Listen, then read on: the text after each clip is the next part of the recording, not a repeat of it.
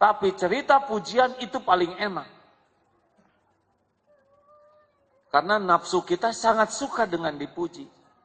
Makanya gampang sekali kita melupakan diri kita. Hanya karena terpengaruh pujian. Benar? Oh, kamu keren, soleha, aduh indah akhlaknya, sabar. Ya kalau yang ngomong 1, yang ngomong 5.000, 10.000, tiap ketemu orang ngomongnya sama. Jadi apa kita? Ha? Kita nggak yakin kentut kita bau, benar? Harum teh, harum. Padahal yang ngomong itu pilek semuanya. Giliran ada yang ngomong bau, maaf, kentutnya bau. Sebab pikir dong, 10.000 mengatakan harum, saudara sendiri yang ngomong bau. Jadi salah yang ngomong benar. Mengerti tidak hadirin? Betapa susahnya orang menjadi jujur, tawadu kalau dia sudah punya harta, gelar, pangkat, jabatan, kedudukan, popularitas, kekaguman orang. Udah susah sekali untuk bisa menjadi orang yang ikhlas. Benar-benar susah. Di kantor, naik jabatan, tiba-tiba semua orang, apalagi kalau tentara atau polisi. Hormat, semua orang hormat. Mau nggak mau itu Pak hormat. Udah digaji buat menghormat. Kemakan Pak, semua orang hormat. Defile pasukan. Wow, aduh, nggak tahu siapa dirinya. Segitu banyaknya orang menghormat, jadi lupa itu siapa diri. Perasaannya mah terhormat saja. Mulia saja. Benar-benar ketipu oleh penghormatan orang. Bagi yang ketipu. Yang lebih buruk lagi istrinya. Enggak daftar. Enggak ikut latihan. Enggak ikut seleksi. Di kantor juga enggak jelas kerjaannya. Dihormat karena di samping, waduh melambung. Lebih ngaco lagi anaknya. Di sekolah jeblok nilainya. Bekal enggak jelas. Ngerjain PR enggak bisa. Nyapu enggak bisa. Dihormat itu. Rusak itu kalau enggak hati-hati. Beneran hadirin.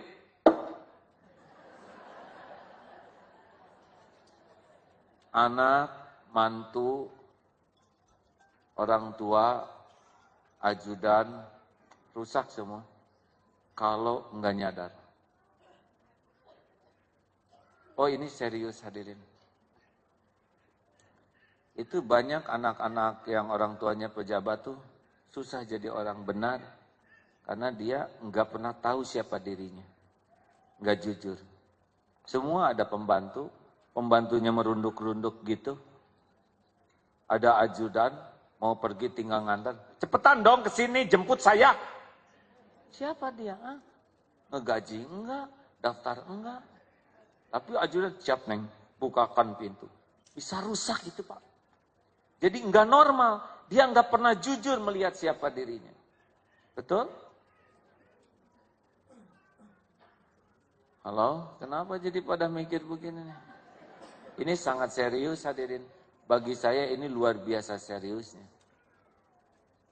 Siapapun yang ingin bisa mau dekat dengan Allah, wajibnya kan jujur melihat diri. Nah susah bagi orang yang termakan oleh pangkat, jabatan, gelar. Udah keburu panjang gelarnya, itu susah tuh. Mau jadi tawadu. Dekatnya sudah merasa tahu, merasa soleh, merasa penting, merasa berjasa. Kalau orang udah merasa baik, itu nggak akan berubah jadi lebih baik. Karena udah dapet. Seperti saya sudah tahajud, saya sudah saum, tapi kenapa doa saya belum diijabah? Itu udah merasa, tuh udah mentok berarti. Oh ini yang menyebabkan kenapa rajin ke pengajian, tapi kurang efektif. Karena penyakit ujub ini yang membuat kita tidak bisa bergerak menjadi lebih tawadu, lebih tobat. Gak bisa tobat, kalau orang udah merasa soleha, coba ibu. Ada seorang ibu misalkan, Berdasarkan polling dalam sebuah stasiun radio swasta, polling SMS, terpilihlah Ibu Fulana sebagai ibu teladan nasional. Waduh, itu kalau enggak ngerusak sekali itu sih. Hah? Saya terpilih. Padahal hanya 35 yang SMS dari 250 juta orang Indonesia. Disematkan ibu teladan nasional. Kalau enggak hati-hati tuh langsung merasa, oh saya ibu teladan. Anak-anakku sekalian pulang ke rumah. Alhamdulillah nak. Kenapa Bu? Ibu terpilih sebagai ibu teladan nasional. Hah? Mustahil Ibu, mustahil. Pasti itu panitia kacau sama sekali. Dia enggak tahu apa-apa. Diam kalian. Harusnya kalian bangga dan bersyukur punya ibu terpilih. Iya Bu, cuma kan kami tahu ibu siapa. Itu pasti yang memilih tuh nggak tahu apa-apa. Rusak tuh Pak. Acara-acara odol yang di TV itu apa tuh? Indonesian Odol dan sebagainya. Sudahlah, tidak usah dibahas. Oh, kalau nggak hati-hati tuh, odol-odolan itu benar-benar bisa ngerusak seseorang tuh. Rusak loh Bu. Anak yang asalnya nggak dikenal, tiba-tiba menjadi terkenal. Tiba-tiba orang ingin berpotret dengan dia. Tiba-tiba ingin, oh itu kalau nggak naik ke atas. Itu orang tua bisa jadi rendah tuh. Ibu jangan gitu dong, malu-maluin. Udah demi dinilai orang, ibu bisa menjadi sangat rendah. Itu bahaya sekali. Kalau sudah mulai dikagumi, dihormati. Karena orang jadi lupa kentutnya bau. Anggapnya mah harum terus. Benar? Terbayang tidak hadirin bahayanya seperti apa? Kalau orang udah ujub, pasti dia sudah merasa baik. Nggak akan bisa tobat karena udah baik. Kalaupun ada yang ngasih tahu, dia masuk ke takabur. Saudara tahu apa? Ini AA baru nulis sesuatu, lihat di internet, ada yang jualan apalah gitu ya, masker apa gitu. Lalu saya tulis SMS, saya mau pesan, ya karena ada anak yang jerawatan jadi mikir. Lalu tulis, ya baik, di mana nih? Ketus jawabannya tuh. Terus saya katakan, duh kalau bisa jawabannya lebih hangat dan lebih santun, mesti pembeli lebih semangat. Mungkin akan lebih bagus nanti. Ini siapa? Saya omsetnya sudah miliaran.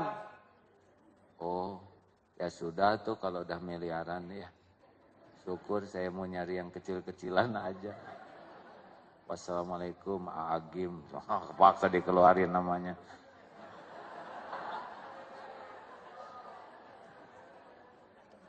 Siapa yang teriak-teriak nggak jelas barusan?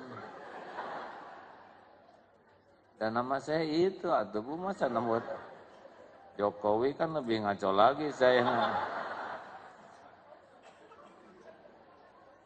Tapi saya rasa kenapa kok jawabannya begitu? Ya, saya omset udah miliaran, padahal saya nggak nanya omset. Nah itulah salah satu di antara kalau orang sudah merasa setiap ada masukan itu dianggap serangan. Jadi SOP-nya standar kalau orang ujub tuh. Kalau ada input, masukan, dia akan sibuk ngebentengi diri dan nembak. Itu sombong jatuhnya. Ya, prosedurnya memang begitu. Kalau dia punya keberanian, dia nembak. Tapi kalau atasan ngasih masukan, dia enggak. Dia akan singkat jawaban. Oh iya. Terima kasih ya Pak, terima kasih. Enggak digali. Oh iya ya. Itu teh kata-kata enggak enak ya Pak ya. Iya, saya sebagai konsumen merasa direndahkan, diremehkan, jadinya enggak nafsu belanja. Jadi harusnya saya bagaimana Pak? Nah itu udah benar tuh. Tapi kalau udah ujub, oh iya nanti saya perbaiki. Maaf lah, saya pemula. Gak ada yang nanya pemula ya.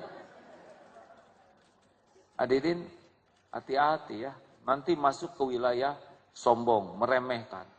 Nanti kalau udah sombong kan dia mendustakan kebenaran. Batarul haq wa ghamtun nas. Lalu menganggap orang lain itu lebih remeh. Dan penyakit lainnya adalah dengki. Kalau orang udah sering menonjolkan diri, dia tidak akan rela ada yang nonjol lainnya.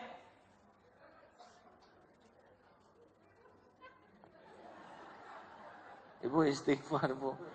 Kenapa yang nonjol lainnya aneh? Ini kan biar. Ibu kemana aja pikirannya. Udah hadap sini nggak jelas Ibu.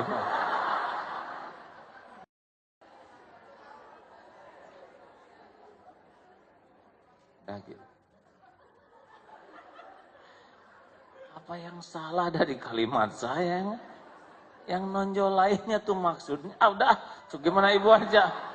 Ini mah lagi resmi ilmu makrifat kemana wae sih. Jadi yang nonjol itu, astagfirullah. Maksudnya ada bulan, aduh, astagfirullah. Istighfar semuanya, astagfirullahaladzim. Jadi maksud saya kalau seseorang sudah merasa jadi pusat perhatian, tidak rela ada pusat perhatian yang lain. Misalkan dia sebagai pimpinan, dia akan dengki kalau ada pemimpin lain. Apalagi yang ceramahnya bagus, dia nggak rela. Atau jadi dagangan dia. Jadi dia akan datang juga mendengar.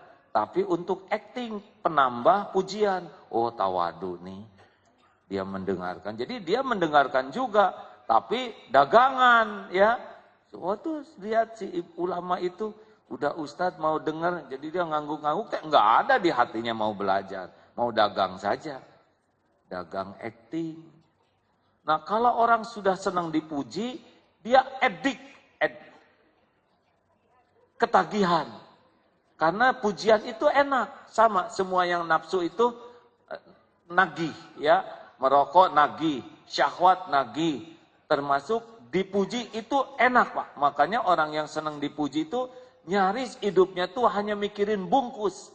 Bagaimana supaya dia kelihatan keren, cakep, kaya, awet muda, elit. Itu aja, topeng aja yang dia pikirin. Dia mau ke salon tiap jam, pokoknya mah demi kelihatan. Dia beli ini, beli, walaupun nyicil, walaupun dia tertekan oleh cicilannya, udah nggak realistis, karena udah nggak normal. Orang yang sudah mabok pujian itu, punten ya, mabok tuh nggak normal Pak. Mabok apapun nggak normal, termasuk mabok pujian. Dia akan berusaha menggunakan apa aja sarana supaya dia dipuji orang.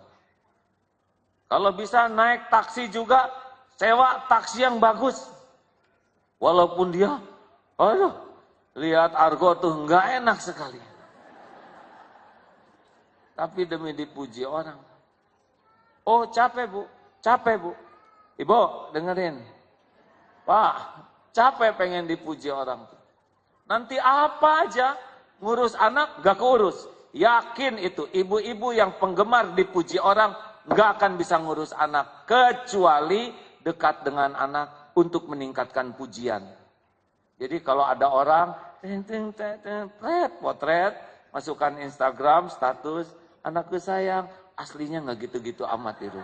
Dicubit, digetok, dijember. Oh, ibu-ibu, istri yang senang sekali dipuji orang, itu enggak akan betah di rumah. Karena di rumah jarang ada yang puji.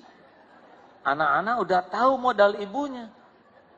Enggak ada pujian dari anak, dia akan keluar dari rumah terus.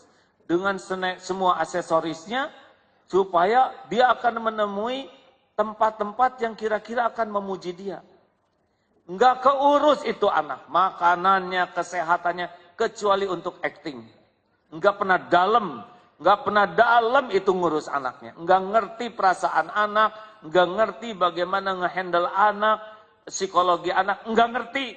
Kecuali hanya kulit aja, ini anak, saya harus ngedidik dia, saya harus datangkan ini, dia harus kasih baju ini supaya kelihatan keren, handphonenya harus bagus. Dangkal, itu yang paling tepat.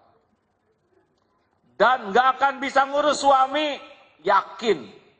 Bibi, coba masakan opor ayam. Dia emang nggak bisa. Nggak bisa. Karena kalaupun dengan suami hanya untuk acting juga. Dipotret, gini ya, masukin status, masukin, tapi ya kasih bunga yang, bunganya juga entah bunga siapa lagi nggak jelas. Nggak ngerti. Bagaimana tahapan psikologi suami umur segini perlu apa, ini bagaimana, enggak ngerti.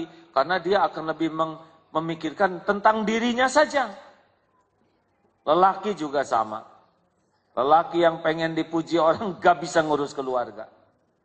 Enggak bisa ngurus anak. Sekalinya ngebonceng anak ke sekolah, jadi berita. Maaf ya, saya harus ngurus anak saya kan. Saya ini untuk cerita. Supaya diketahui seluruh dunia. Sama, nggak akan bisa ngedidik istrinya, enggak bisa, nggak akan memikirkan bagaimana istrinya selamat dunia akhirat. Dangkal. Pemimpin juga begitu, pemimpin yang acting dangkal aja. Dia hanya berpikir bagaimana orang kagum kepada dia, bagaimana orang terkesan, bagaimana kerjanya dianggap benar, topeng yang dibangun, susah. Jelas hadirin, bahayanya dipuji orang. Gak akan bisa apa-apa. Gak jelas hidupnya. Makanya jangan suka banggalah dengan anak yang terkenal. Belum tentu dia jadi orang benar. Terkenal itu kan tidak identik sukses dalam pandangan Allah. Betul? Ini saya mohon ampun ke Allah, pernah ada teman. Biasa kayak gini gitu. Suatu saat ketemu lama, terus jadi beda. Apa kabar Agim? Salamnya juga tegang. Saya beda. Oh maaf ya, boleh saya bincang-bincang sebentar? Ya bisa, biasa aja. Ada apa ini? Begini Am, saya mengatasnamakan kawan-kawan yang anggota dewan. Oh, udah jadi anggota dewan. Pantas jadi tenang gitu ya. Beneran kan? Saya sampai bengong, ya Allah. Bisa bincang-bincang ah. Oh, kan biasanya juga bincang-bincang. Jadi tenang, wibawa mukti gitu. Salamannya juga tegap. Duduknya juga, guraunya jadi sedikit. Tapi saya ngerasa ini asal enggak asli gitu. Beberapa tahun terakhir ini normal lagi. Karena sudah tidak kepilih jadi anggota dewan hadirin. Aduh, berat sekali ya kalau punya gelar, jabatan, kedudukan. Bisa jadi bagusnya tuh bagus acting. Sama orang yang pengen dipuji juga ramah. Tapi ramahnya tuh ramah mikir. Apa kabar ibu? Baik, tidak. Saya senang sekali kehadiran ibu. Tapi ini tuh mikir. Mikirnya itu adalah gimana supaya saya kelihatan ramah. Apa kabar ibu? Bagaimana supaya kelihatan akrab? Capek hidup mikir gini. Harusnya kan kita ramah ya ramah aja. Gak usah dipikirin ya. Gak usah mikir orang dibuat atau nanti cirinya beda-beda. Seperti ramah ke pembeli. Luar biasa ibu. Tahun lalu ibu seperti udah muda. Sekarang datang lagi jauh lebih muda dari tahun lalu bu. Aduh, waktu pengen lihat tas deh. Ibu gimana sih resepnya jadi awet muda begini? Saya kagum deh. Aduh, berbunga-bunga. Tapi maaf ya, hari ini saya nggak jadi beli. Amit-amit. Robah aja. Semua yang tidak asli itu melelahkan. Begitulah, Bu, Pak. Jadi kita harus belajar jujur. Saya pengen dipuji, dikagumi orang enggak. Capek. Saya tanya lagi, maaf ya, mana yang lebih bahaya? Ingin kelihatan, bagi wanita, ingin kelihatan cantik atau ingin kelihatan solehah? Mana yang lebih buruk? Ingin kelihatan cantik atau ingin kelihatan solehah? Pak jangan ikut campur Pak, ini. Ibu, mana yang berbahaya bagi ibu? Ingin kelihatan cantik, ingin kelihatan solehah? Acungkan tangan yang menganggap ingin kelihatan cantik bahaya. Baik, acungkan tangan yang menganggap ingin kelihatan solehah bahaya. Yang lain apa? Wanita ingin kelihatan cantik itu fitrah. Kalau bapak ingin kelihatan cantik itu LGBT, Pak. Musibah. Benar? Kalau bapak pakai bulu mata palsu, pasti musibah besar, Pak.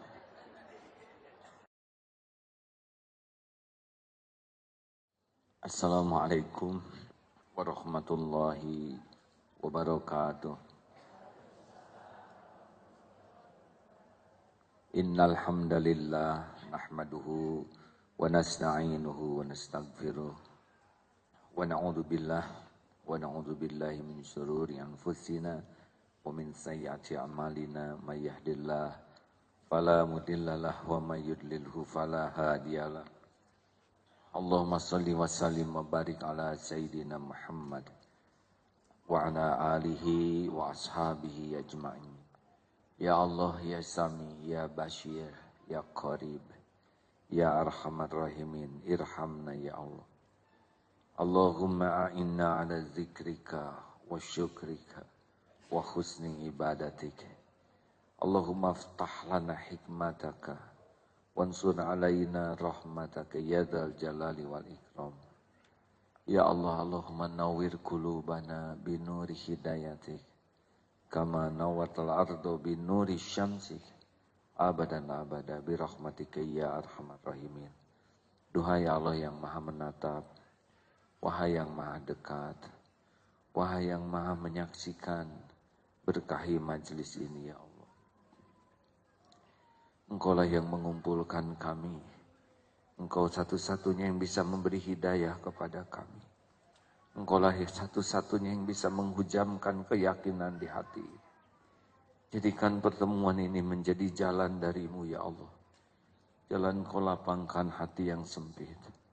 Engkau sembuhkan hati yang berpenyakit. Engkau teguhkan hati yang goyah. Ya Allah, jadikan pertemuan ini membuat Engkau ridho kepada kami. Amin ya Allah ya Rabbal Alamin. Walaupun mata kita tidak bisa melihat, Allah maha melihat. Tidak ada yang luput. Terang, gelap, jauh, dekat, sama saja. Semua disaksikan oleh Allah Subhanahu wa ta'ala.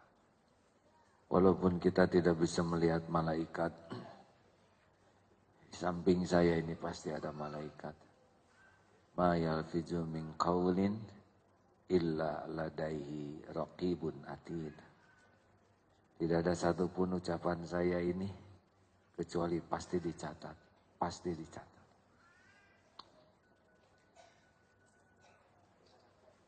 Banyak malaikat yang tidak terlihat oleh kita yang sekarang juga sedang hadir memohonkan curahan rahmat dari Allah. Ini benar hadir.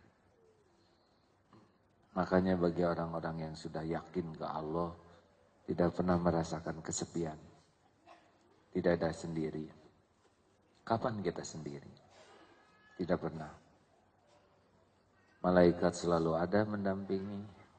Allah wa huwa ma'akum aynama kuntum.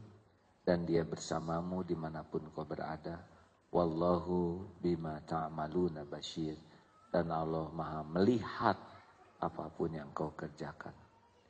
Surat Qaf ayat dari mulai walaqad khalaqnal insan. Ya. Kemarin kita sampai yang berapa?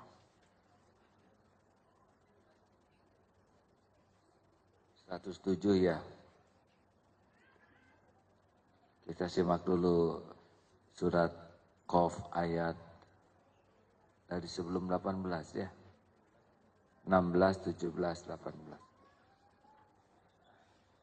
أعوذ بالله من الشيطان الرجيم بسم الله الرحمن الرحيم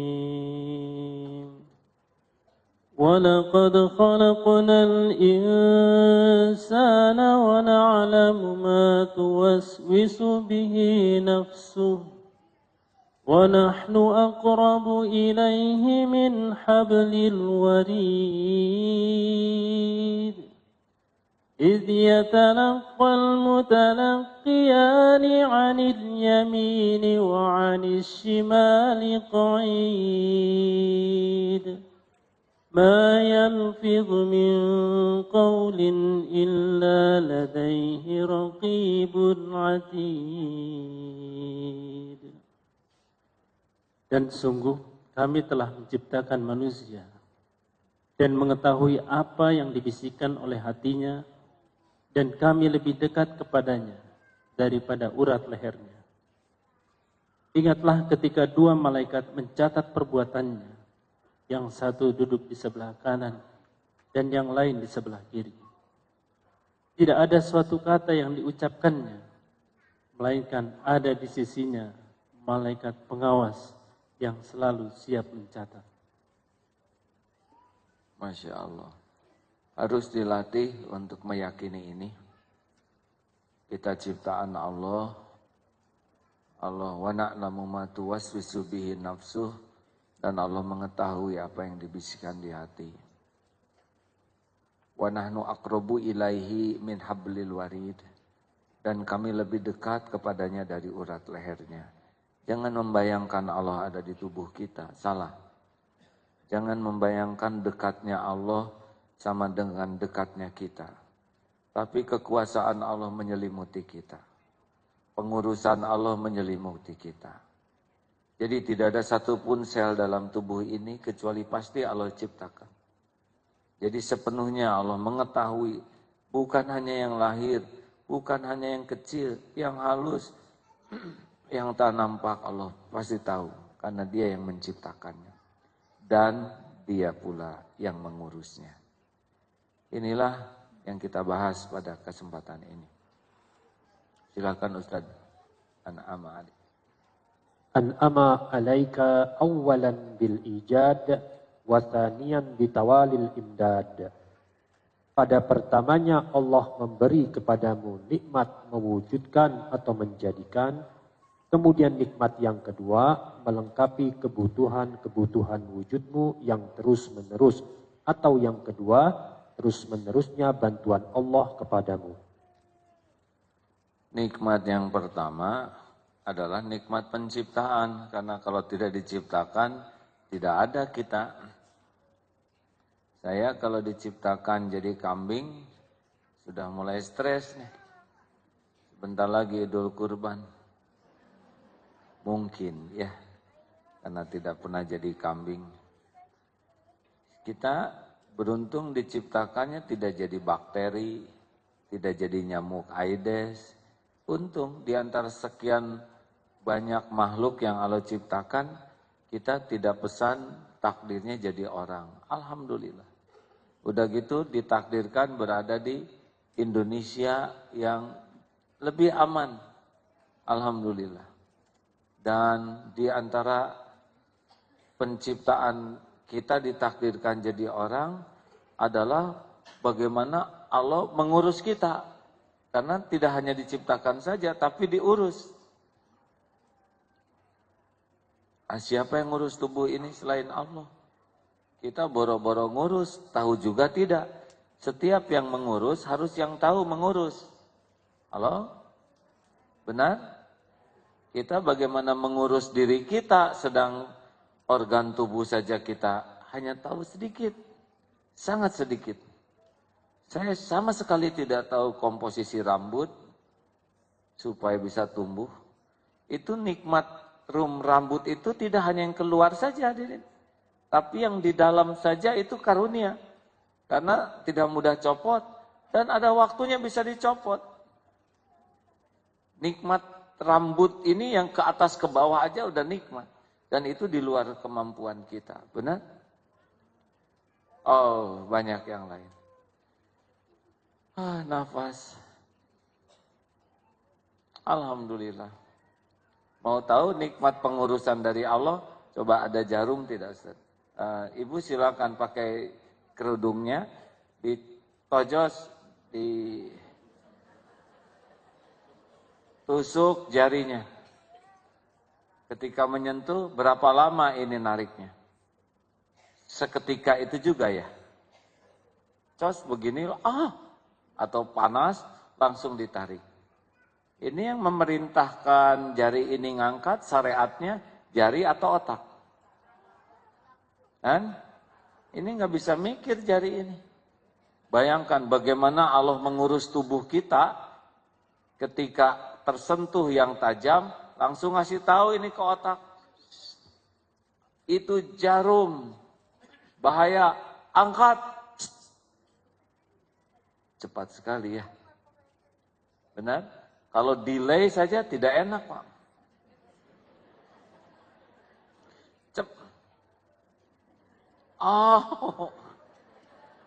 Nah, seperti ketawa ini juga real time, Pak. Oh, Masya Allah, ini serius hadir. Pengurusan Allah pada tubuh ini. Mendengar suara, kan yang bikin ketawa itu bukan bibir. Otak. Didengar dari sini, diterjemahkan oleh otak. Lucu nih. Kamu harus ketawa. Dan perintahnya tuh rumit. Ini bibir angkat dikit. Pita suara langsung tekan nafas. Tuh. Lalu ada yang malu-malu angkat tangan, tutup bibir.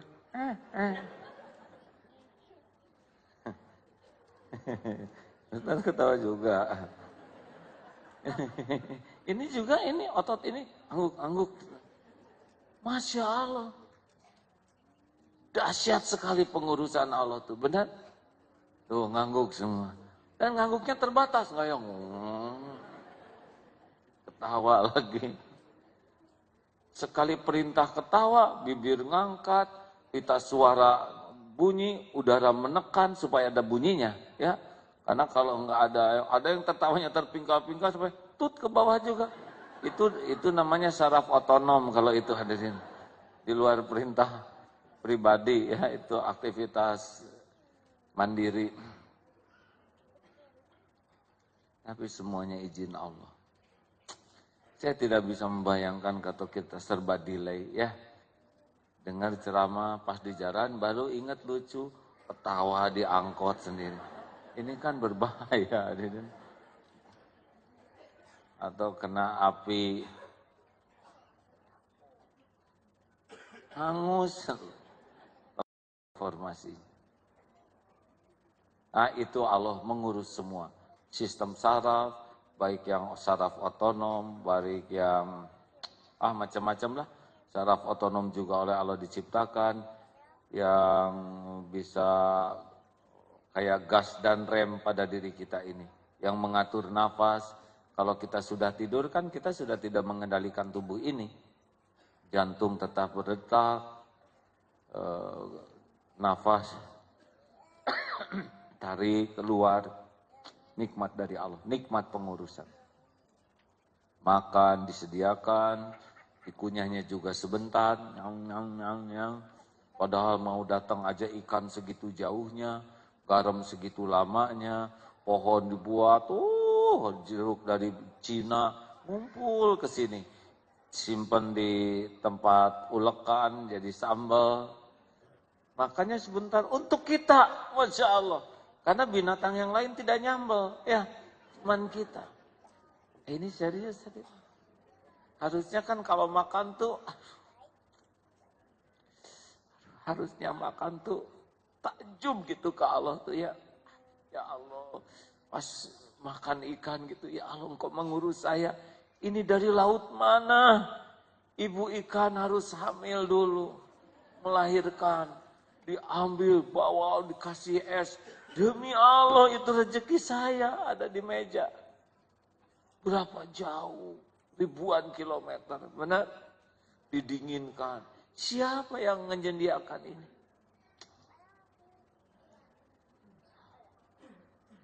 Sayang orang nggak mikir itu, ya. Ada nikmat yang lebih besar daripada nikmat makan. Yaitu nikmat bagaimana kita sadar Allah ngurus kita. Saya sedang belajar menikmati napas sesudah dapat ilmu napas. Karena kalau nafasnya banyak, oksigen itu tersimpan banyak, lalu ke otak bagus. Ini kan perlu oksigen. Bahwa sampai ke yang ujung-ujung sini dibawa oleh pembuluh darah. Jadi kalau sel-sel itu oksigennya bagus, dia kerjanya juga sehat sel-selnya. Kalau sel sehat, kita juga ikut sehat. Tapi kita napas mah, padahal bisa. Aduh ya Allah, alhamdulillah. Subhanallah, alhamdulillah, wala ilaha illallah. Katanya kalau nikmat nafas sambil zikir, si molekul oksigen itu pun terbawa dalam keadaan zikir. Seperti ibu hamil, sambil banyak zikir, maka dalam darah yang mengalir kepada janin itu butiran-butirannya juga beda. Butiran-butiran yang penuh dengan asma Allah. Kenapa napas kita nggak begitu? Ya, nikmat toh Pak nafas sambil zikir tuh.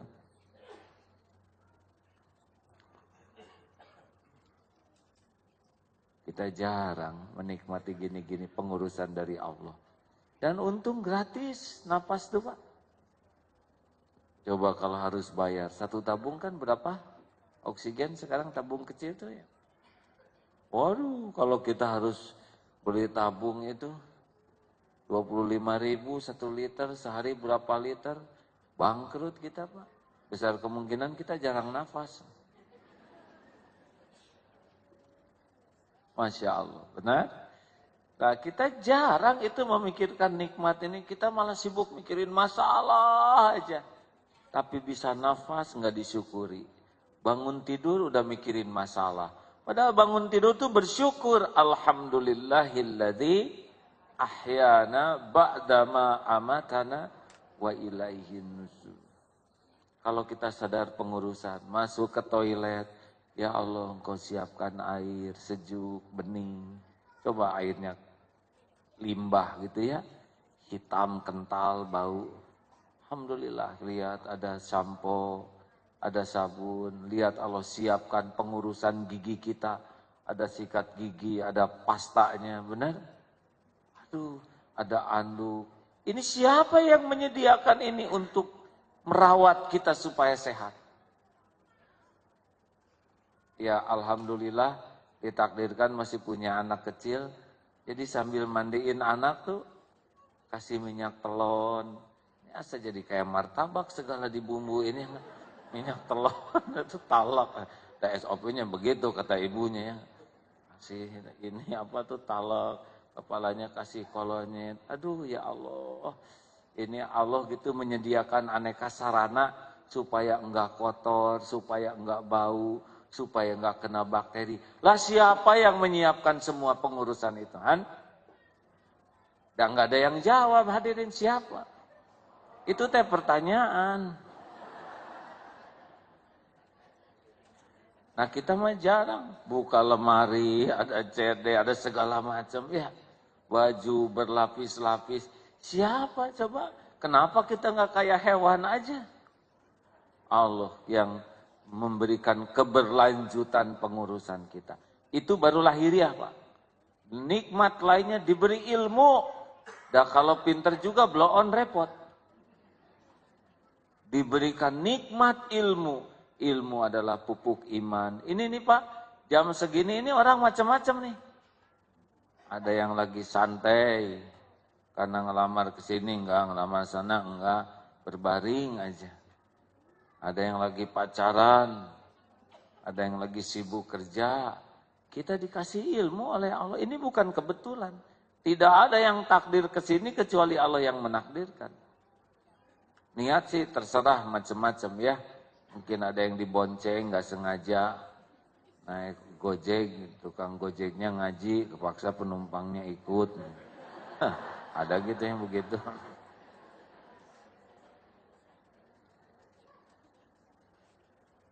Ada yang bagian nganter, ada yang memang niat, tapi hakikatnya mah Allah aja. Ini nikmat nih, nikmat pengurusan. Karena kalau nggak dikasih ilmu kayak gini, kita bisa stres. Bisa depresi menghadapi hidup ini dan nggak ngerti harus bagaimana. Ya, ini nikmat pengurusan dari Allah. Dibimbing supaya bisa sholat. Karena kalau nggak bisa sholat, kita capek, nggak punya apa-apa. Kan? Itu juga nikmat. Jadi jangan kalau dengar nikmat tuh uang, makanan, itu terlalu primitif.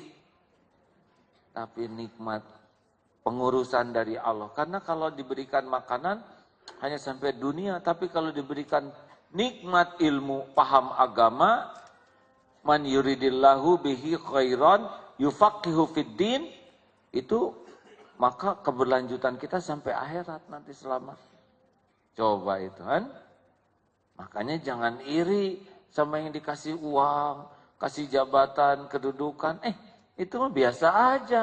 Yang iri itu yang diurus oleh Allah dengan diberikan nikmat yakin, nikmat amal soleh, nikmat dakwah, nikmat sabar. Itu adalah dalam surat Al-Asr itu ya. Kalau orang sudah diberikan nikmat iman, itu pengurusannya tuh dunia bahagia, akhirat bisa bahagia. Nikmat diberi kemampuan beramal soleh, nikmat diberi kemampuan tawasabil haq, senang menerima kebenaran dan menyampaikan kebenaran, dan diberikan nikmat bersabar menjalani proses itu. Oh, itu pengurusan yang sempurna. Mungkin ada yang mau tanya, jadi apa cirinya orang yang sudah wusul, yang sudah sampai kepada Allah? Tahu nikmatnya seperti apa? Nikmat ihsan namanya. Nikmat yang setiap waktu dia merasa ditatap Allah. Ini udah puncaknya nikmat nih. Nikmat yang kalau dia ibadah seakan dia melihat Allah, tapi kalau dia tidak bisa melihat Allah, sesungguhnya Allah melihatnya, itu benar. Jadi sambil duduk begini, tetap saja hatinya tuh tahu, ini Allah lagi menyimak, ini Allah lagi memperhatikan, ini Allah lagi mendengarkan. Allah tahu niat dibalik setiap kata-kata. Allah tahu apa yang dikatakan ini diamalkan atau tidak. Jadi ada orang yang makomnya itu sudah sangat merasa diawasi Allah setiap saat. Inilah puncaknya pengurusan dari Allah. Tidak banyak yang dapat itu. Itu biasanya para aulia Allah. Nanti apa hasilnya? Hasilnya pasti kepatuhannya dan kepasrahannya. Kalau belum sampai ke sana ya kita mau belajar aja bahwa ada orang yang diberi pengurusan Allah sampai ke tingkat itu. Hadirin, mau tahu apa yang menghijabnya? Ini ceramah ini mudah-mudahan jadi bahan tafakur kita sama-sama ya. Ini adalah namanya hijab yang membuat orang susah mendapatkan makom yang tinggi. Jadi salah satu di antara amal yang membinasakan kan ada tiga. Satu, keinginan yang diikuti. Yang kedua, nafsu yang dituruti. Yang ketiga, ujub. Merasa takjub kepada diri sendiri. Jadi orang suka menganggap remeh bahaya dipuji, ya. Kalau orang sudah dipuji dan senang dipuji, ini komplikasi bahayanya. Makanya inna syirka la zulmun azim, sesungguhnya syirik itu kezaliman yang besar, riya itu termasuk kezaliman yang sangat besar. Karena dari riya timbulnya ujub, dari riya timbulnya takabur, dari riya timbulnya dengki, dari riya timbul beragam penyakit-penyakit lainnya.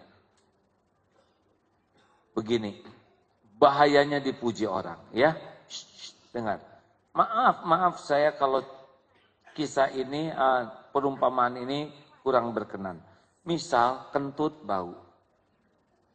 Kentut, peledak, kita tahu ini sejenis sulfur, ya. Gak enak. Tapi tiap yang ketemu dengan kita mengatakan ini harum. Harum sekali. Mungkin kita heran. Kalau satu yang ngomong, bagaimana kalau ada 2000 yang ngomong begitu? Kira-kira kita jadi percaya enggak ini bau atau jadi merasa harum? Harum. Harum. Itu bahayanya pujian. Di salah satu acara TV di luar negeri ada begini Pak. Simulasi betapa orang bisa mendustakan dirinya terpengaruh oleh orang lain. Jadi ada seorang yang berpidato di sebuah auditorium. Ada sekitar 85% itu adalah orang yang sudah diperintah. Diundanglah sekitar 15 orang-orang umum yang tidak tahu apa-apa. Lalu pidato. Ini saya tidak persis pidatonya, tapi kurang lebih seperti inilah kata-katanya. Jadi di dalam struktur indah yang terjadi cacing-cacing global dan semuanya itu terkesan kunang-kunang. Bahkan di dalam struktur atom mengandung komponen asam yang dia itu ROS. Oh, langsung semua berdiri tepuk tangan meriah tuh. Ambil ngangguk-ngangguk yang 85%. Nah yang 15%. Oh ini indah. Berdiri juga. Tepuk tangan, ngangguk-ngangguk. Semua ngangguk. Hanya bedanya yang 85% kan sudah direkayasa. Pura-pura. Nah yang 15%. Hanya 3 yang tidak bangun. Yang 3 juga heran. Kenapa? Sepada ini ngomong ngaco sekali ya. Enggak jelas. Ngomong apa? Tapi kenapa yang dia malah duduk aja begini. Ditanya, kenapa saudara ikut tepuk tangan yang berdiri kepaksa itu? Ya habis, semua berdiri. Saudara ngerti nggak? Enggak juga sih. Tapi semua tepuk tangan, jangan-jangan saya yang tidak ngerti. Nah yang 3 orang itu menurut saudara, ya saya nggak ngerti, ini ngomong nggak jelas. Ngomong apa? Terus orang lain pada berdiri, ya terserahlah. Buat saya ini nggak benar, yang pidatonya nggak benar, nggak jelas. Cuman 3 Pak yang selamat. Jadi betapa kita ini bekerusak. Nah itu hanya cerita orang lain. Tapi cerita pujian itu paling enak. Karena nafsu kita sangat suka dengan dipuji. Makanya gampang sekali kita melupakan diri kita. Hanya karena terpengaruh pujian. Benar? Oh, kamu keren, soleha, aduh indah akhlaknya, sabar. Ya kalau yang ngomong 1, yang ngomong 5.000, 10.000, tiap ketemu orang ngomongnya sama. Jadi apa kita? Ha? Kita nggak yakin kentut kita bau, benar? Harum teh, harum. Padahal yang ngomong itu pilek semuanya. Giliran ada yang ngomong bau, maaf, kentutnya bau. Sebab pikir dong, 10.000 mengatakan harum, saudara sendiri yang ngomong bau. Jadi salah yang ngomong benar. Mengerti tidak hadirin? Betapa susahnya orang menjadi jujur, tawadu, kalau dia sudah punya harta, gelar, pangkat, jabatan, kedudukan, popularitas, kekaguman orang. Udah susah sekali untuk bisa menjadi orang yang ikhlas. Benar-benar susah. Di kantor, naik jabatan, tiba-tiba semua orang, apalagi kalau tentara atau polisi. Hormat, semua orang hormat. Mau nggak mau itu Pak hormat. Udah digaji buat menghormat. Kemakan Pak, semua orang hormat. Defile pasukan. Wow, aduh, nggak tahu siapa dirinya. Segitu banyaknya orang menghormat, jadi lupa itu siapa diri. Perasaannya mah terhormat saja, mulia saja. Benar-benar ketipu oleh penghormatan orang, bagian ketipu. Yang lebih buruk lagi istrinya. Enggak daftar, enggak ikut latihan, enggak ikut seleksi. Di kantor juga enggak jelas kerjaannya. Dihormat karena di samping, waduh melambung. Lebih ngaco lagi anaknya. Di sekolah jeblok nilainya. Bekal nggak jelas. Ngerjain PR nggak bisa. Nyapu nggak bisa. Dihormat itu. Rusak itu kalau nggak hati-hati. Beneran hadirin.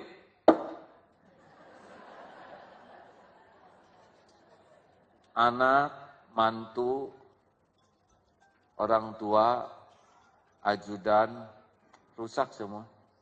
Kalau nggak nyadar. Oh ini serius hadirin. Itu banyak anak-anak yang orang tuanya pejabat tuh susah jadi orang benar. Karena dia nggak pernah tahu siapa dirinya. Nggak jujur. Semua ada pembantu, pembantunya merunduk-runduk gitu. Ada ajudan, mau pergi tinggal ngantar. Cepetan dong ke sini jemput saya. Siapa dia? Ngegaji enggak, daftar enggak. Tapi ajudan siap neng, bukakan pintu. Bisa rusak itu Pak. Jadi enggak normal. Dia enggak pernah jujur melihat siapa dirinya. Betul? Halo, kenapa jadi pada mikir begini? Ini sangat serius hadirin. Bagi saya ini luar biasa seriusnya. Siapapun yang ingin bisa mau dekat dengan Allah, wajibnya kan jujur melihat diri. Nah susah. Bagi orang yang termakan oleh pangkat, jabatan, gelar, udah keburu panjang gelarnya, itu susah tuh, mau jadi tawadu. Deketnya sudah merasa tahu, merasa soleh, merasa penting, merasa berjasa. Kalau orang udah merasa baik, itu nggak akan berubah jadi lebih baik, karena udah dapet. Seperti saya sudah tahajud, saya sudah saum, tapi kenapa doa saya belum diijabah? Itu udah merasa tuh, udah mentok berarti. Oh ini yang menyebabkan kenapa rajin ke pengajian tapi kurang efektif. Karena penyakit ujub ini yang membuat kita tidak bisa bergerak menjadi lebih tawadu, lebih tobat. Gak bisa tobat kalau orang udah merasa soleha. Coba ibu, ada seorang ibu misalkan, berdasarkan polling dalam sebuah stasiun radio swasta, polling SMS, terpilihlah Ibu Fulana sebagai ibu teladan nasional. Aduh, itu kalau enggak ngerusak sekali itu sih. Hah? Saya terpilih. Padahal hanya 35 yang SMS. Dari 250 juta orang Indonesia.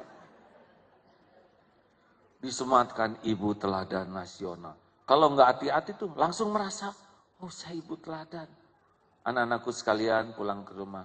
Alhamdulillah nak. Kenapa Bu? Ibu terpilih sebagai ibu teladan nasional. Hah? Mustahil Ibu, mustahil. Pasti itu panitia kacau sama sekali. Dia nggak tahu apa-apa. Diam kalian. Harusnya kalian bangga dan bersyukur punya ibu terpilih. Iya Bu, cuma kan kami tahu ibu siapa. Itu pasti yang memilih tuh nggak tahu apa-apa. Rusak tuh Pak. Acara-acara odol yang di TV itu apa tuh? Indonesian Odol dan sebagainya. Sudahlah, tidak usah dibahas. Oh, kalau nggak hati-hati tuh, odol-odolan itu benar-benar bisa ngerusak seseorang tuh. Rusak loh Bu. Anak yang asalnya nggak dikenal, tiba-tiba menjadi terkenal. Tiba-tiba orang ingin berpotret dengan dia. Tiba-tiba ingin, oh itu kalau nggak naik ke atas. Itu orang tua bisa jadi rendah tuh. Ibu jangan gitu dong, malu-maluin. Udah demi dinilai orang, ibu bisa menjadi sangat rendah. Itu bahaya sekali. Kalau sudah mulai dikagumi, dihormati. Karena orang jadi lupa kentutnya bau. Anggapnya mah harum terus. Benar? Terbayang tidak hadirin bahayanya seperti apa? Kalau orang udah ujub, pasti dia sudah merasa baik. Nggak akan bisa tobat, karena udah baik. Kalaupun ada yang ngasih tahu, dia masuk ke takabur. Saudara tahu apa? Ini AA baru nulis sesuatu, lihat di internet, ada yang jualan apalah gitu ya, masker apa gitu. Lalu saya tulis SMS, saya mau pesan, ya karena ada anak yang jerawatan jadi mikir. Lalu tulis, ya baik, di mana nih? Ketus jawabannya tuh, terus saya katakan, duh kalau bisa jawabannya lebih hangat dan lebih santun, mesti pembeli lebih semangat, mungkin akan lebih bagus nanti. Ini siapa? Saya omsetnya sudah miliaran. Oh, ya sudah tuh kalau udah miliaran ya. Syukur saya mau nyari yang kecil-kecilan aja.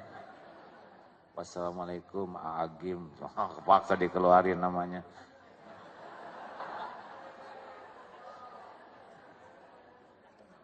Siapa yang teriak-teriak nggak jelas barusan?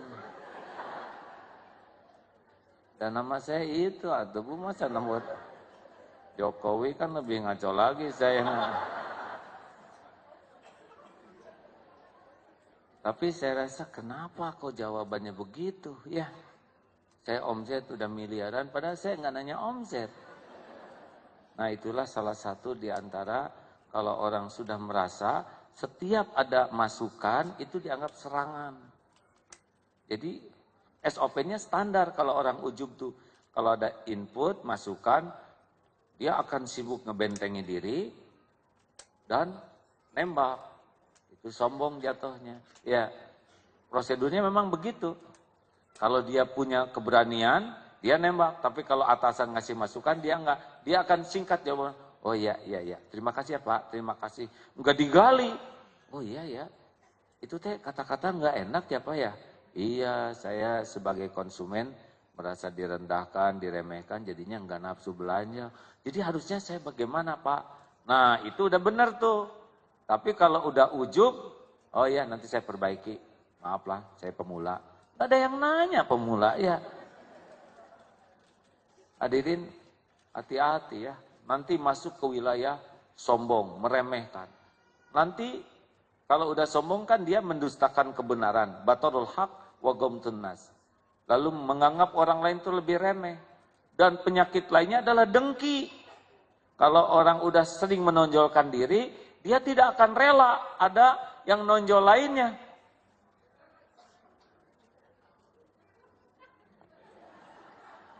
Ibu istighfar Bu. Kenapa yang nonjol lainnya aneh? Ini kan biar. Ibu kemana aja pikirannya. Udah hadap sini nggak jelas Ibu.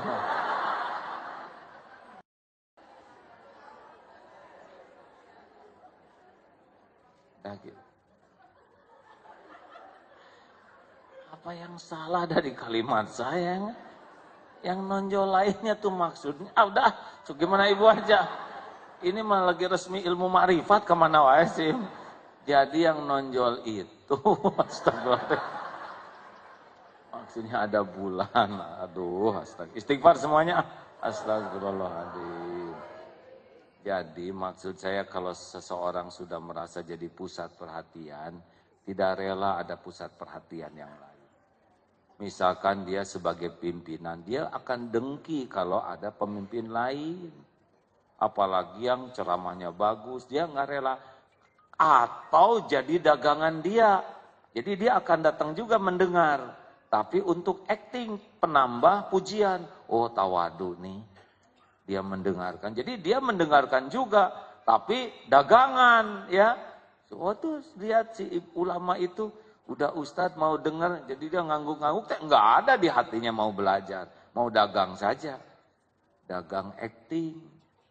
Nah, kalau orang sudah senang dipuji, dia ketagihan. Karena pujian itu enak, sama semua yang nafsu itu nagih ya. Merokok nagih, syahwat nagih, termasuk dipuji itu enak Pak. Makanya orang yang senang dipuji itu nyaris hidupnya tuh hanya mikirin bungkus. Bagaimana supaya dia kelihatan keren, cakep, kaya, awet muda, elit. Itu aja, topeng aja yang dia pikirin. Dia mau ke salon tiap jam, pokoknya mah demi kelihatan. Dia beli ini, beli, walaupun nyicil, walaupun dia tertekan oleh cicilannya, udah nggak realistis, karena udah nggak normal. Orang yang sudah mabok pujian itu, punten ya, mabok tuh nggak normal Pak. Mabok apapun nggak normal, termasuk mabok pujian. Dia akan berusaha menggunakan apa aja sarana supaya dia dipuji orang. Kalau bisa naik taksi juga, sewa taksi yang bagus. Walaupun dia, aduh, lihat argo tuh nggak enak sekali. Tapi demi dipuji orang. Oh capek Bu, capek Bu. Ibu dengerin. Pak, capek pengen dipuji orang. Nanti apa aja, ngurus anak gak keurus. Yakin itu, ibu-ibu yang penggemar dipuji orang, gak akan bisa ngurus anak. Kecuali dekat dengan anak untuk meningkatkan pujian. Jadi kalau ada orang, potret, masukkan Instagram, status, anakku sayang, aslinya gak gitu-gitu amat itu. Dicubit, digetok, dijember. Oh, ibu-ibu, istri yang senang sekali dipuji orang, itu enggak akan betah di rumah. Karena di rumah jarang ada yang puji. Anak-anak udah tahu modal ibunya. Enggak ada pujian dari anak, dia akan keluar dari rumah terus. Dengan semua aksesorisnya, supaya dia akan menemui tempat-tempat yang kira-kira akan memuji dia. Enggak keurus itu anak, makanannya, kesehatannya, kecuali untuk acting. Enggak pernah dalam itu ngurus anaknya. Enggak ngerti perasaan anak, enggak ngerti bagaimana ngehandle anak, psikologi anak, enggak ngerti. Kecuali hanya kulit aja, ini anak, saya harus ngedidik dia, saya harus datangkan ini, dia harus kasih baju ini supaya kelihatan keren, handphonenya harus bagus. Dangkal, itu yang paling tepat. Dan gak akan bisa ngurus suami, yakin. Bibi, coba masakan opor ayam. Dia emang gak bisa. Gak bisa. Karena kalaupun dengan suami hanya untuk acting juga. Dipotret, gini ya, masukin status, masukin, papi, ya kasih bunga yang, bunganya juga entah bunga siapa lagi gak jelas. Gak ngerti. Bagaimana tahapan psikologi suami umur segini perlu apa, ini bagaimana, enggak ngerti. Karena dia akan lebih memikirkan tentang dirinya saja. Lelaki juga sama. Lelaki yang pengen dipuji orang gak bisa ngurus keluarga. Gak bisa ngurus anak. Sekalinya ngebonceng anak ke sekolah, jadi berita. Maaf ya, saya harus ngurus anak saya kan. Saya ini untuk cerita. Supaya diketahui seluruh dunia. Sama, nggak akan bisa ngedidik istrinya, nggak bisa, nggak akan memikirkan bagaimana istrinya selamat dunia akhirat. Dangkal. Pemimpin juga begitu, pemimpin yang acting dangkal aja. Dia hanya berpikir bagaimana orang kagum kepada dia, bagaimana orang terkesan, bagaimana kerjanya dianggap benar. Topeng yang dibangun, susah. Jelas hadirin, bahayanya dipuji orang. Gak akan bisa apa-apa. Gak jelas hidupnya. Makanya jangan suka banggalah dengan anak yang terkenal. Belum tentu dia jadi orang benar. Terkenal itu kan tidak identik sukses dalam pandangan Allah. Betul? Ini saya mohon ampun ke Allah, pernah ada teman. Biasa kayak gini gitu. Suatu saat ketemu lama, terus jadi beda. Apa kabar Agim? Salamnya juga tegang. Saya beda. Oh maaf ya, boleh saya bincang-bincang sebentar? Ya bisa, biasa aja. Ada apa ini? Begini Am, saya mengatasnamakan kawan-kawan yang anggota dewan. Oh, udah jadi anggota dewan. Pantas jadi tenang gitu ya. Beneran kan? Saya sampai bengong, ya Allah. Bisa bincang-bincang Oh kan biasanya juga bincang-bincang. Jadi tenang, wibawa mukti gitu. Salamannya juga tegap, duduknya juga guraunya jadi sedikit. Tapi saya ngerasa ini asal enggak asli gitu. Beberapa tahun terakhir ini normal lagi. Karena sudah tidak kepilih jadi anggota dewan hadirin. Aduh, berat sekali ya kalau punya gelar, jabatan, kedudukan. Bisa jadi bagusnya tuh bagus acting. Sama orang yang pengen dipuji juga ramah. Tapi ramahnya tuh ramah mikir. Apa kabar ibu? Baik, tidak. Saya senang sekali kehadiran ibu. Tapi ini tuh mikir. Mikirnya itu adalah gimana supaya saya kelihatan ramah. Apa kabar ibu? Bagaimana supaya kelihatan akrab? Capek hidup mikir gini. Harusnya kan kita ramah ya ramah aja. Gak usah dipikirin ya. Gak usah mikir orang dibuat atau nanti cirinya beda-beda. Seperti ramah ke pembeli. Luar biasa ibu.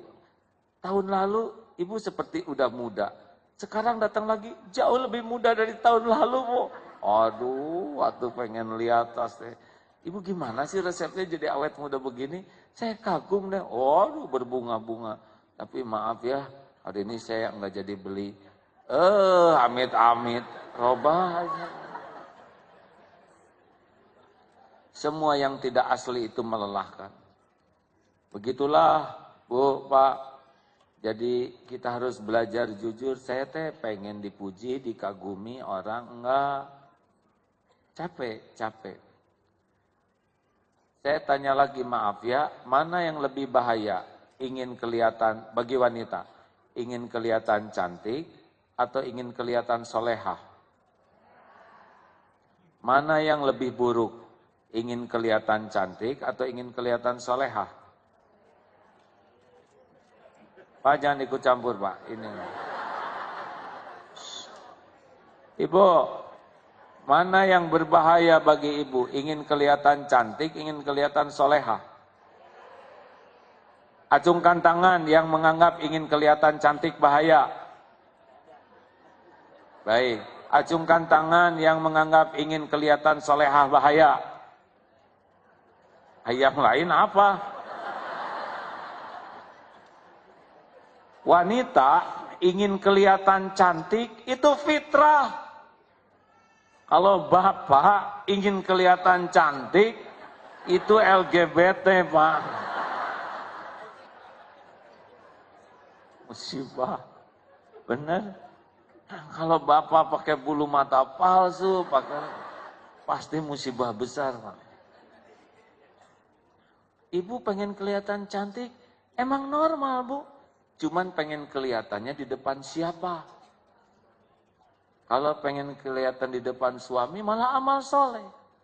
Tapi kalau ingin kelihatan soleha, ini sudah munafik. Karena soleha itu hak Allah. Jadi pura-pura sambil duduk, subhanallah. Enggak ingat tuh ke Allah. Subhanallah. Enggak ingat ke Allah. Yang ingatnya tuh orang menganggap dia ahli zikir. Tenang duduknya. Ya, benar Bu, benar. Tapi hatinya tuh, gimana nih supaya wibawa? Enggak ada aja ingat ke Allah. Sama sholat juga lama sholatnya. Ya, kalau ada orang. Kalau tidak ada orang, bisa juga lama.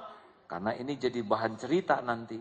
Waktu saya sholat lama itu ya. Sengaja dia lamain supaya ada bahan untuk diobrolin. Dagangan semuanya Pak. Lagi ceramah. Bismillahirrahmanirrahim. Gak ingat lagi nyebut nama Allah. Yang diingat, nih suara saya merdu. Kalian harus tahu, bergetar kan. Sama ketika doa juga, ya Allah, ampuni dosa kami. Acting saja. Allah tahu, dia ngarep-ngarepnya, oh ini doanya menggetarkan.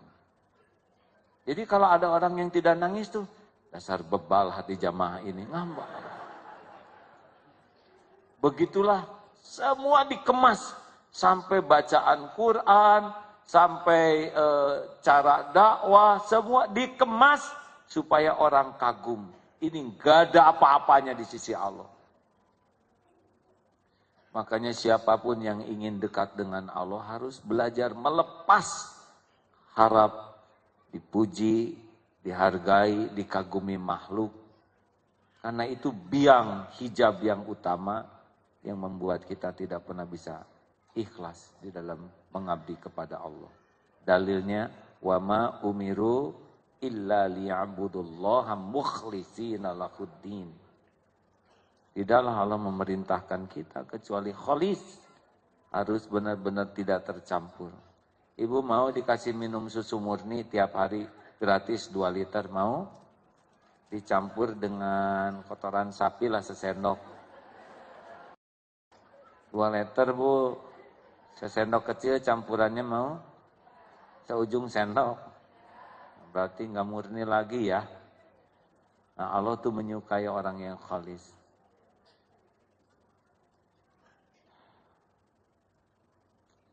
Mungkin ada yang nanya, kok AA dalam ceramah ini seperti tenaganya penuh? Karena saya pernah mengalaminya. Mudah-mudahan ada kesempatan menebus kesalahan ini. Sangat berat dipuji orang.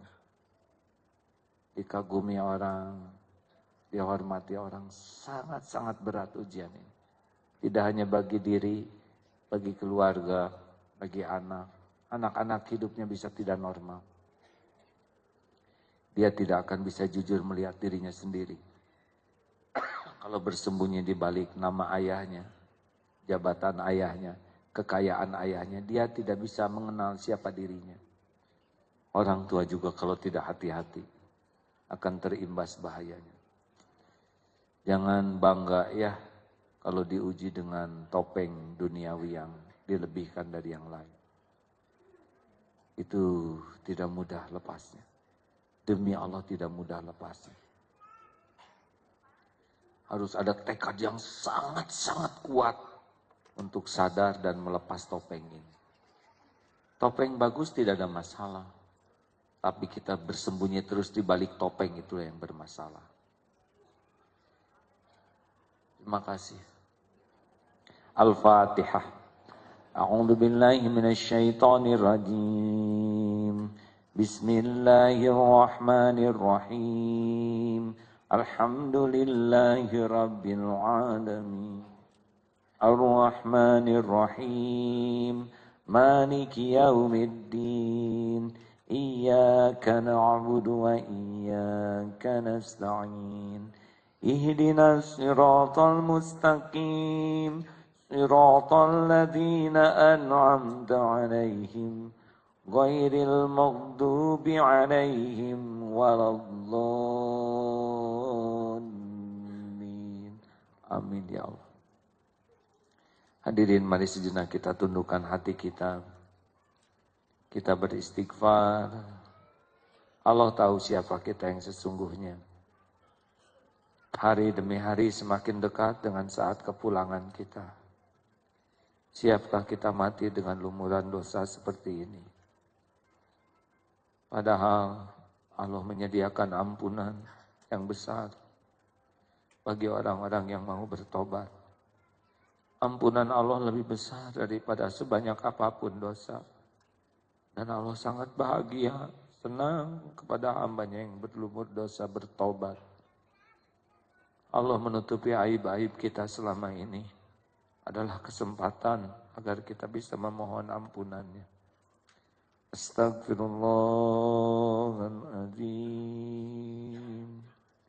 Astagfirullahaladzim. Silakan istighfar masing-masing. Sing jujur sambil kita buka lembaran-lembaran kelam. Astagfirullahaladzim. Istighfar. Astagfirullahaladzim. Astagfirullahaladzim. Istighfar, tobat. sambil buka lembaran-lembaran kotor, lembaran-lembaran hitam. Kita sudah tahu dosa-dosa kita. Istighfar yang selama ini hidupnya musyrik, menuhankan yang lain selain Allah. Istighfar yang hidupnya munafik,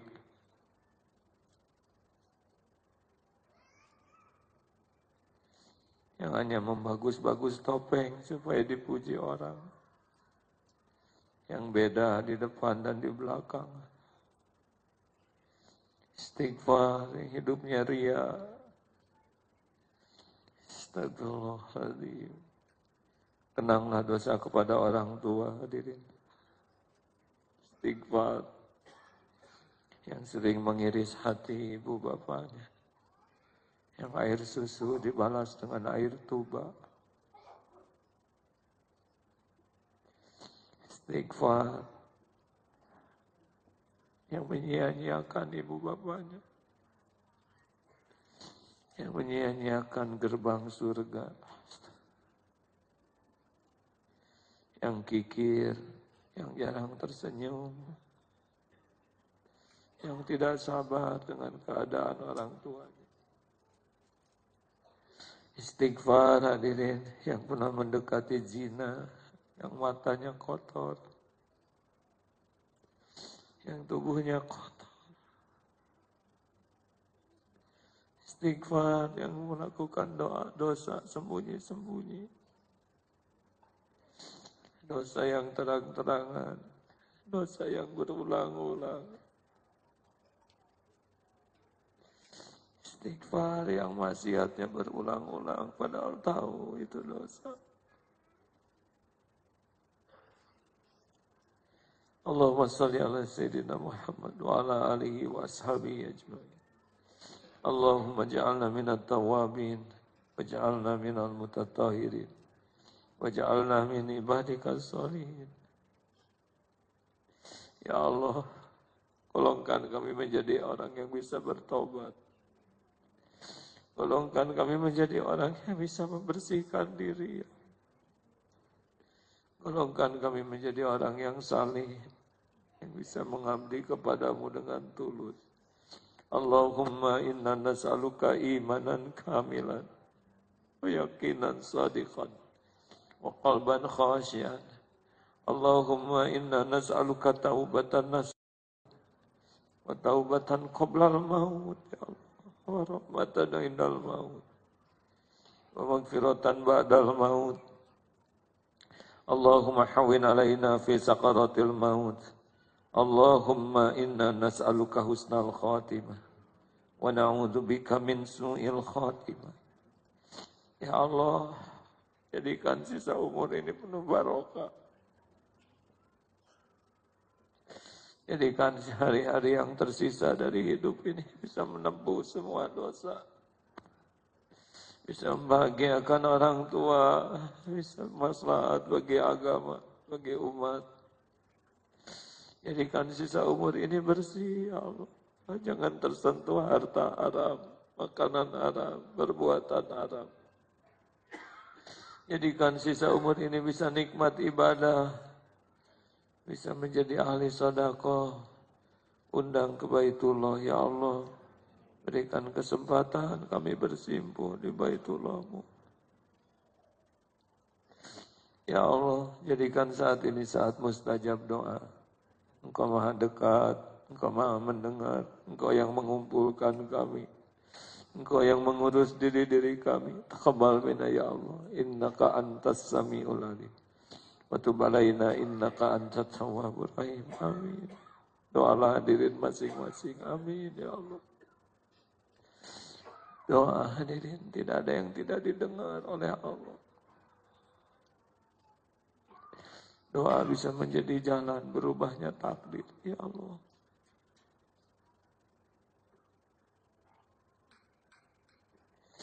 Amin ya Allah. Amin ya Allah. Ya Allah, berikan kesembuhan jamaah yang sedang sakit ya Syafi'i. Berikan kelapangan yang sedang dihimpit masalah ya Fatah. Ya Allah, berikan pendamping terbaik bagi yang menantikannya ya Allah. Karuniakan rumah tangga barokah, titipkan keturunan yang soleh solehah. Ya Allah, cukupi kami hanya dengan rezeki yang halal. Lepaskan kami dari lilitan hutang ya Allah. Ya Allah, jadikan sisa umur ini bisa merasakan nikmatnya ibadah. Doanya Engkau ijabah, Engkau jauhkan dari bala wal fitnah. Allahumma gfir lil mu'minina wal mu'minat wal muslimina wal muslimat al ahya'i minhum wal amwat. Rabbana atina fid dunya hasanah wa fil akhirati hasanah wa qina azabannar. Ya Allah, sampaikan kami di bulan Ramadan ya Allah. Berikan kami umur ya Karim. Rabbana atina fid dunya hasanah wa fil akhirati hasanah wa qina adzabannar. Subhana rabbika rabbil izzati amma yasifun. Wassalamun alal mursalin walhamdulillahi Allah.